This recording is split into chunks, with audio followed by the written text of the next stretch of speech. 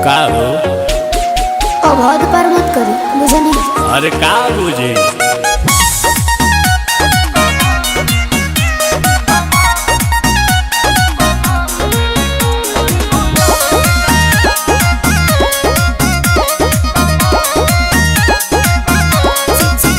शीतलहरी में बहरी न जाइए पिया, इस शरीर को समीर न बनाइए पिया। शीतलहरी में बहरी न जाइए पिया, इस शरीर का समीर न बनाइए पिया। कोयला के आग जस लहर जाएगा, इसलाई पकाती रगड़ जाएगा। कमर में दिसंबर गुजार जाएगा, गरम हट के आहट भीतर जाएगा। कमर में दिसंबर गुजार जाएगा। ऐसे कैसे गुजर जाएगी?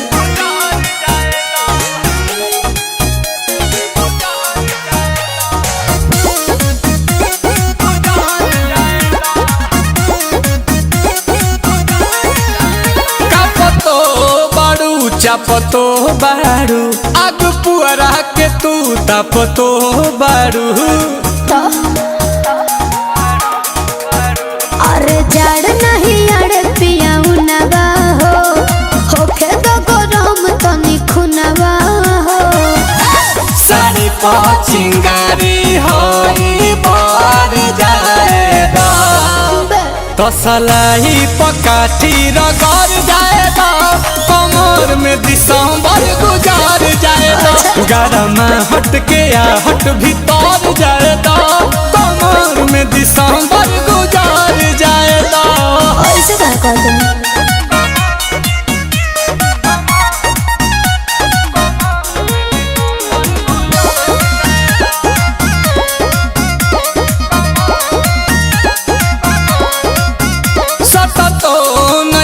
हटतो नहीं खू, प्यार हमारा से बटतो नहीं खू।